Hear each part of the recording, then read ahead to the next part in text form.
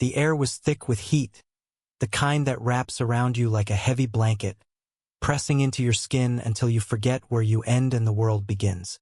I stood in the doorway of the Cedar Haven sauna, a tucked-away gem in Portland's eclectic Northeast district, watching droplets of sweat bead on my forearm. My best friend, Caleb, was already inside, his laughter cutting through the hiss of steam like a melody I'd known my whole life. I'm Elias, 25, a graphic designer with a penchant for overthinking and a heart that's always been a little too loud for its own good. Caleb, also 25, is the opposite, confident, carefree, the kind of guy who walks into a room and makes it brighter without trying. We'd been inseparable since high school, bonded over late-night diner runs, and shared dreams of escaping our small-town roots in Oregon. But there was one thing I'd never told him. I'd been in love with him for years, a secret buried so deep it felt like a bruise I'd learned to live with. The sauna was Caleb's idea, a spontaneous plan after a long week at his construction job and my endless deadlines. "Let's sweat out the stress, Eli," he'd said, his blue eyes glinting with that infectious enthusiasm. I'd agreed, ignoring the flutter in my chest at the thought of us in such close, unguarded quarters. Cedar Haven was a local favorite, all sleek wood and dim lighting, with a reputation for being welcoming to everyone. Straight, queer, or otherwise. Felt safe, or so I thought. We stepped into the main steam room, the air so dense it blurred the edges of everything.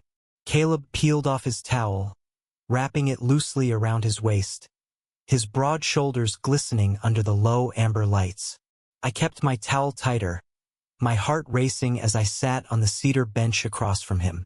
The room was empty except for us, the silence broken only by the soft drip of water from the steam vents. "Man, this is exactly what I needed," Caleb said, leaning back, his arms spread wide, oblivious to the way his casual confidence made my throat tighten. "You good, Eli? You're quieter than usual." I forced a laugh, brushing damp hair from my eyes, just soaking it in. "You know me, always in my head." He grinned, that lopsided smile that could unravel me in seconds. "Yeah, well, get out of there for once. Live a little." If only he knew how much I was living in that moment. Every nerve on edge, every glance at him a risk. I'd spent years perfecting the art of hiding my feelings, my identity, the way my pulse spiked when he slung an arm around me or called me brother. Caleb was straight, or so he'd always said, and I'd never dared to hope for more. But the steam, the intimacy of this place, was doing something to me.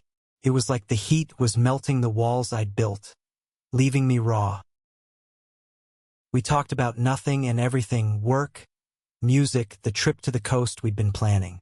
But then, as the steam thickened, Caleb's voice softened. "You ever feel like you're hiding something from the world, Eli? Like there's a part of you no one gets to see?" My breath caught. I stared at the tiled floor, the patterns swimming in the haze. "Yeah," I said, my voice barely above a whisper. "All the time." He didn't push, but his eyes lingered on me, curious, searching. For a second, I thought I saw something flicker in them, something that wasn't just friendship. But before I could process it, the door swung open, and a group of older men shuffled in, breaking the moment. Caleb leaned forward, elbows on his knees, and the spell was gone.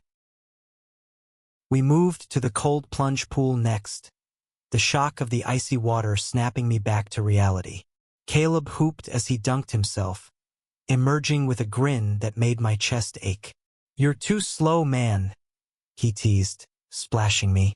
I laughed, but my mind was still in the steam room, replaying that look in his eyes. As we dried off in the locker room, Caleb clapped a hand on my shoulder, his touch lingering a beat too long. "This was good, Eli. We gotta do it again." His voice was warm, but there was an edge to it, something unspoken. I nodded, my heart pounding, wondering if I'd imagined the shift between us. That night, lying in my apartment, the hum of the city outside my window, I couldn't shake the feeling that something had changed. The sauna had stripped away more than just sweat.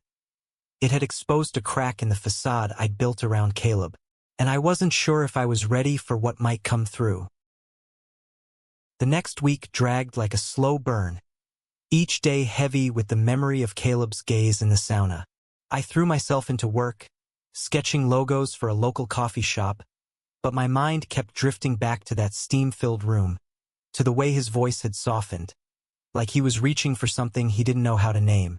By Friday, I was a mess of hope and dread, caught between wanting to see him again and fearing what it might mean. Caleb texted me that morning. "Sauna again? Same spot, 7 p.m. My stomach flipped. I typed hell yeah with shaking fingers, then spent the day overanalyzing those two words.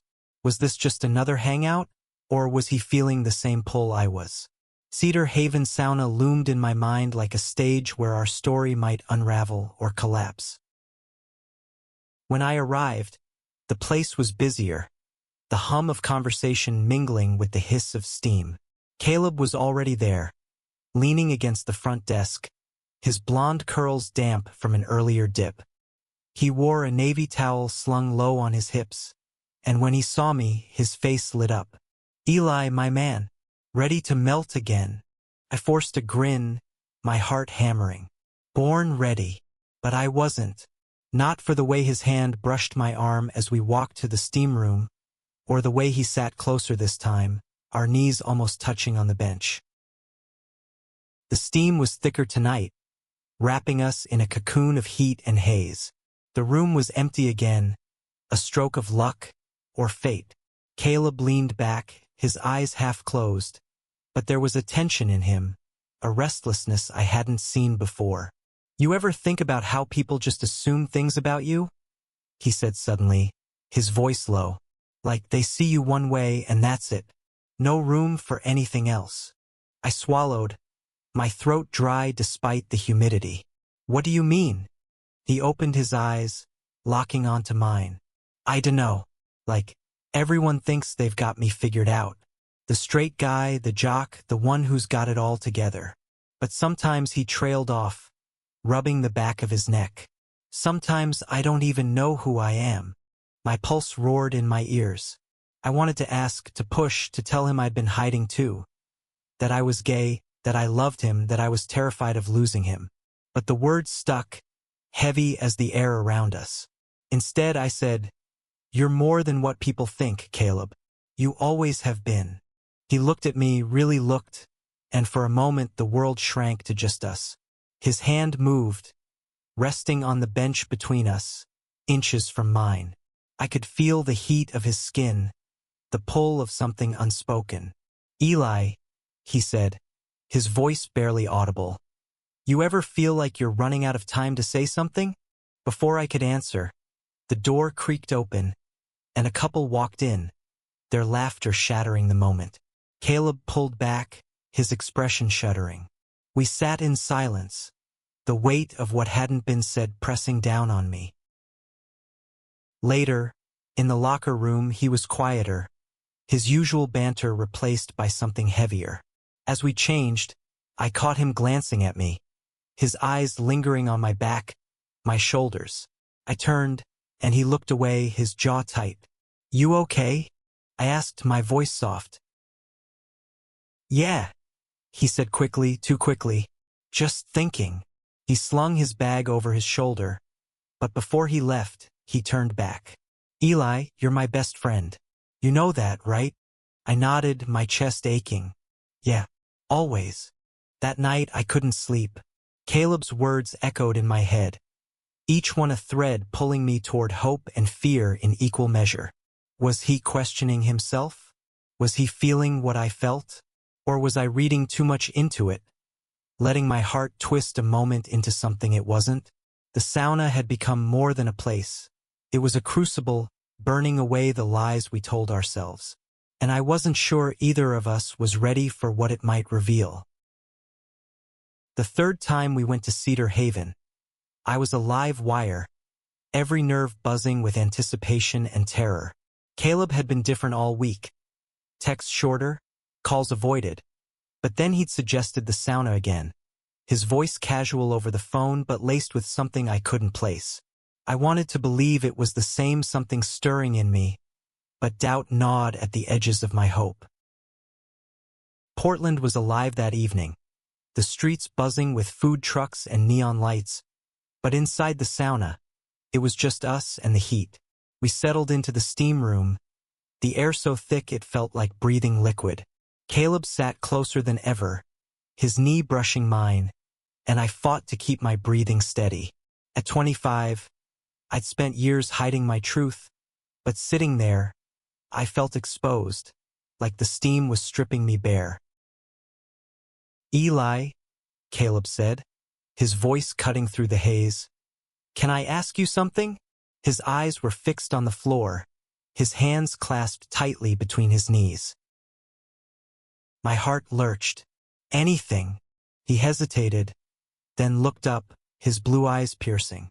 "You ever feel something for someone you're not supposed to? Like, it's wrong, but it's there, and you can't shake it?" The world tilted. I opened my mouth, but no words came. Was he talking about me? About us? Or was this about someone else entirely? Before I could respond, he rushed on, his words tumbling out like they'd been trapped too long. "I've been thinking about you. A lot. And it's freaking me out. Because I'm not." He stopped, his breath ragged. I stared at him, my pulse a drumbeat in my ears. "Caleb," I said, my voice shaking, "what are you saying?" "I don't know," he admitted, his eyes searching mine. "I just know that when I'm with you, it's different. It's more." He reached out, his hand hovering near mine, then pulled back. "I'm scared, Eli.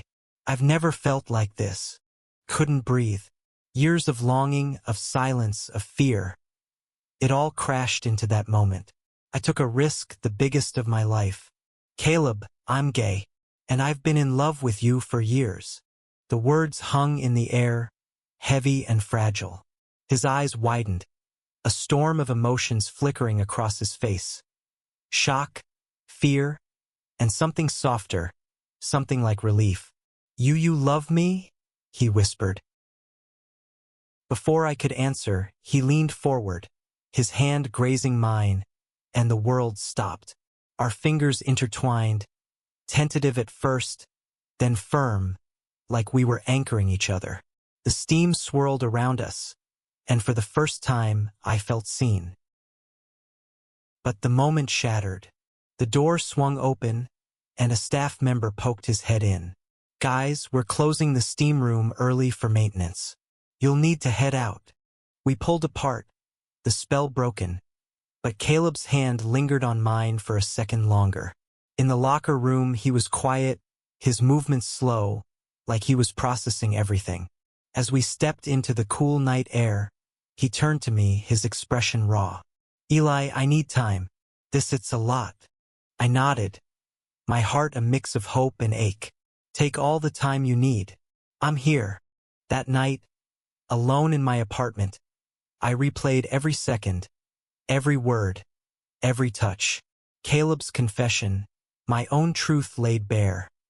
It was a beginning, but it was also a cliff's edge.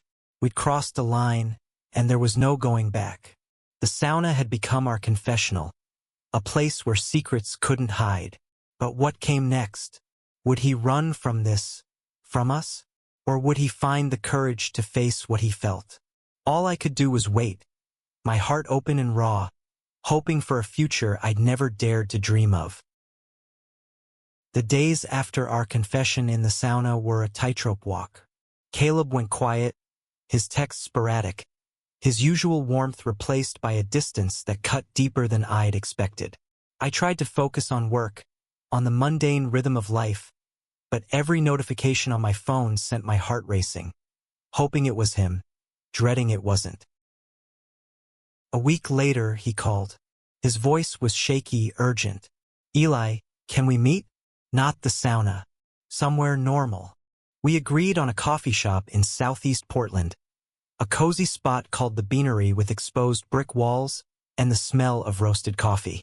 When I walked in, Caleb was already there, sitting in a corner booth, his hands wrapped around a mug like it was a lifeline. At 25, he looked younger, vulnerable, his blonde curls falling into eyes that held a storm. "Eli," he said as I sat down, "I've been a mess. I didn't expect this, any of this." He leaned forward, his voice low. "I've always thought I was straight, but with you it's like I'm seeing myself for the first time. And it scares the hell out of me." My heart pounded, but I kept my voice steady. "It's okay to be scared, Caleb. I've been scared my whole life. But you don't have to figure it all out right now." He shook his head, his jaw tight. "That's the thing. I want to figure it out. With you." He reached across the table, his hand finding mine, and the simple act of his fingers curling around mine felt like a revolution. "I don't know what I am. Bi? Maybe, or something else. But I know I feel something for you. Something real."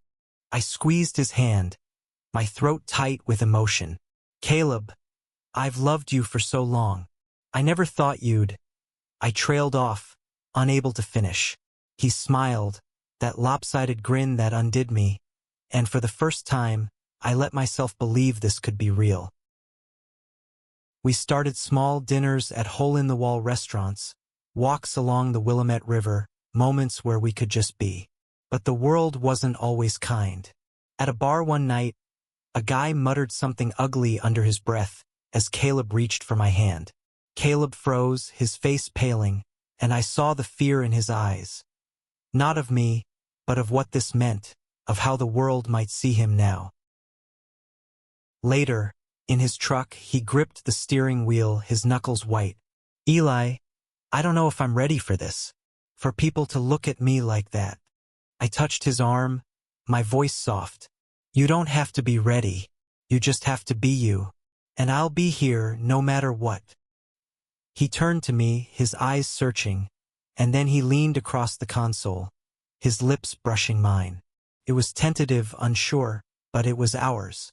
Our first kiss, under the dim streetlights, with the hum of Portland around us.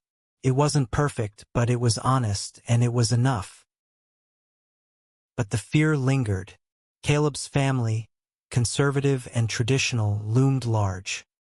He hadn't told them anything, and I could see the weight of it in the way he carried himself.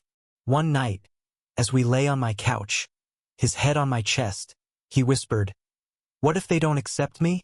What if I lose them?" I held him tighter, my heart aching. "You won't lose me," I said, "and we'll face whatever comes together." The sauna had sparked something between us, but it was this, holding each other in the quiet moments, facing the fear together, that was building something deeper. We were learning each other, learning what it meant to love in a world that didn't always understand. And though the road ahead was uncertain, I knew one thing. I wasn't letting go. 3 months after that first kiss, Caleb and I were still finding our way, navigating a love that felt both fragile and unbreakable. We'd built a rhythm. Late-night talks, stolen glances, moments where the world faded and it was just us. But the shadow of his family hung over us, a storm waiting to break. Caleb hadn't told them about us, and I didn't push, knowing how much he feared their rejection. One Sunday, he showed up at my apartment, his face pale, his hands shaking. "They know," he said, his voice breaking. "My brother saw us at the river last week. He told my parents." He sank onto my couch, his head in his hands. "They want me to come to dinner tonight, to talk." My stomach twisted, but I knelt in front of him, taking his hands. "Do you want me to come with you?" He looked at me, his eyes wet. "I don't know if I can do this without you." So we went, driving to his parents' house in the suburbs, a modest ranch-style home with a neatly trimmed lawn. His mother, Linda, greeted us at the door, her smile tight. His father, Tom, sat at the dining table, his expression unreadable. Caleb's older brother, Nate, was there too, his arms crossed, his gaze cold. Dinner was tense, the clink of silverware loud in the silence. Finally, Tom spoke. "Caleb, your brother says you're involved with Elias. Is that true?" Caleb's hand found mine under the table, his grip tight. "Yeah, Dad. It's true. I love him." The room went still. Linda's eyes filled with tears, and Nate stood, his chair scraping. "This is a phase, Caleb. You're not gay." "I don't know what I am," Caleb said, his voice steady despite the tremble in his hands. "But I know how I feel about Eli, and I'm not giving that up." Tom's face hardened. "This isn't how we raised you. You're throwing away everything we believe in." I felt Caleb flinch, but he held my hand tighter. "I'm still your son," he said, "but I'm also me, and I love him." Linda reached for Tom's arm, her voice soft. "Tom, he's our boy. We can't lose him." The argument stretched on, voices rising and falling. But by the end, there was no resolution, just a fragile promise to keep talking. As we left, Caleb was quiet, his shoulders slumped. In the car, he broke down, tears streaming down his face. "I thought they'd hate me," he whispered. I pulled him close, my heart breaking and soaring at once. "They don't hate you. They're scared just like you were. Give them time." In the weeks that followed, things shifted. Linda called Caleb, asking tentative questions about me, about us. Tom was slower, but he didn't shut Caleb out. Nate remained distant, but Caleb held on to hope. And through it all, we held on to each other. We returned to Cedar Haven Sauna one last time, not to hide or confess, but to celebrate. In the steam room, Caleb pulled me close, his lips finding mine in a kiss that was sure, unapologetic. "I love you, Eli," he said, his voice clear, "and I'm not afraid anymore." The sauna had been where our story changed, where truths were laid bare in the heat. But it was outside, in the messy, beautiful reality of our lives, that we built something lasting. We weren't just a moment in the steam. We were a love that could face the world, scars and all. And that was enough.